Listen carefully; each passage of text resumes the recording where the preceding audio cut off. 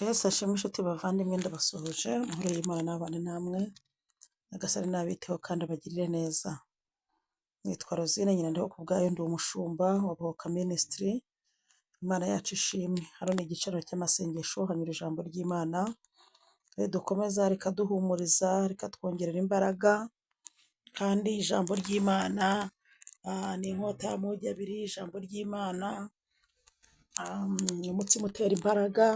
Ijambo ry'Imana ni itabaza rimurikira intambwe zacu. Imana ishimwe bavandimwe, reka dusangire ijambo ry'Imana kuri uyu munsi wa none.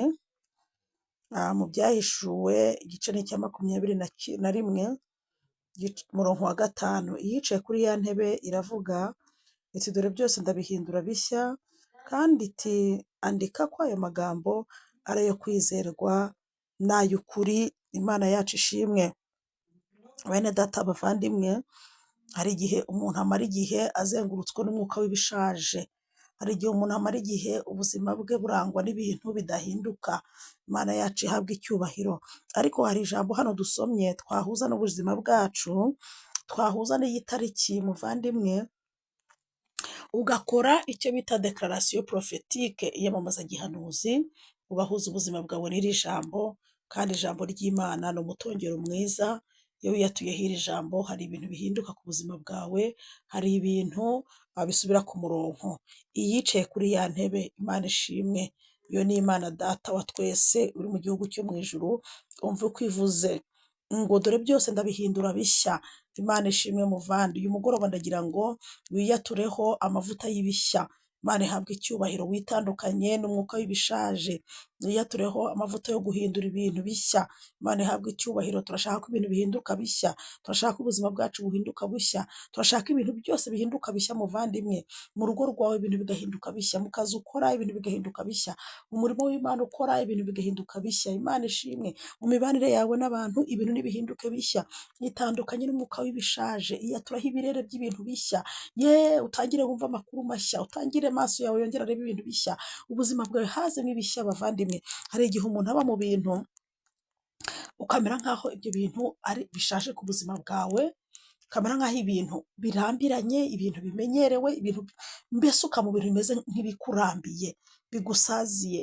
Mwari mwabona uyu muntu yambaye umwenda noneho akawumarana igihe kinini nta wundi afite wo guhindura, wenda uwo mwenda ukaba wanacika.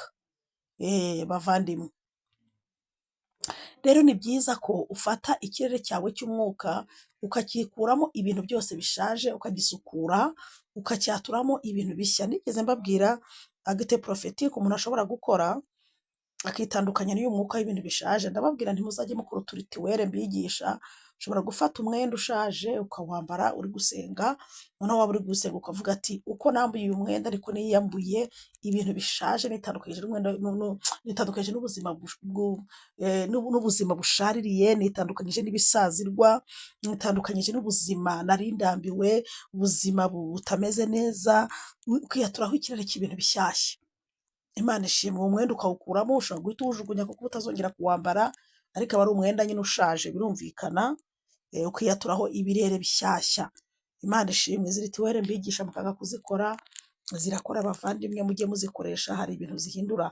Rero warangiza ukaba wakambara umwenda mushya uguze vuba, noneho mu kuwambara ukawambara uvuga ati uko nambaye uyu mwenda mushyashya guze vuba, niko do sansoma edesika, niyatuyeho amavuta y'ibishyashya, niyatuyeho ibishya ku buzima bwanjye. Ubuzima bwanjye bwatuyemo ibintu bishyashya mu izina rya Yesu.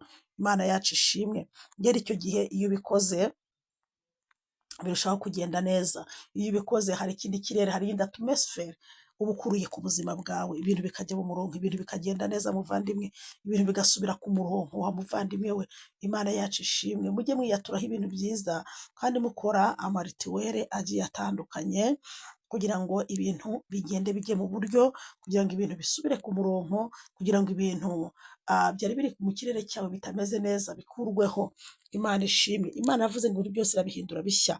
Nigeze mbabwira ko iri gusengera isengesho, uragenda ukajya ahantu hose muri buri cyumba ukaturamo ko ushaka ko ibintu bihinduka bishya. Mu buriri ibintu bigahinduka bishya, mu gikoni ibintu bigahinduka bishya, mu cyumba cy'abana ibintu bigahinduka bishya, muri salo ibintu bigahinduka bishya. Imana ishimwe. Hari ibintu bishyashya rero wategeka bigakunda, hari ibintu bishya rwose muvandimwe wakatura mu kirere cyawe, ibintu bikagenda neza.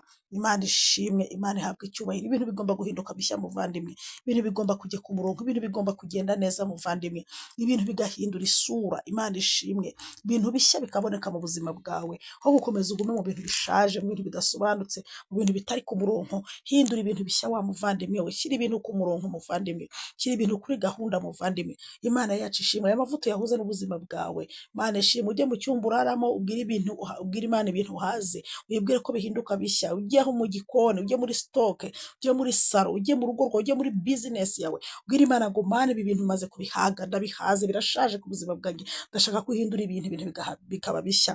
Imana ishimwe rero kandi ihabwa icyubahiro. Nibutsa abantu ko mu isengesho rya saa sita z'ijoro turasengera ya madiplome, amapermi, amaviza, za mpapuro mufite zigomba kubahesha akazi, impeta. Turasengera ibintu byinshi mu isengesho rya nijoro, ndagira ngo mwongere mubyibuke mubizane ku isengesho ryo kuri Apostle Rosine Official, mubizane tuze kubisengera kugira ngo Imana ikomeze kubana natwe. Imana rero ibahe umugisha kandi mukomeze mukore subscribe kuri iyi channel Apostle Rosine Official, ndetse no kuri channel bita Bohoka Ministry, kuko hose hanyura inyigisho ntambutsa amanywa n'ijoro zitazajya zigucika. Turagushimiye Nyagasani, uri Imana yacu.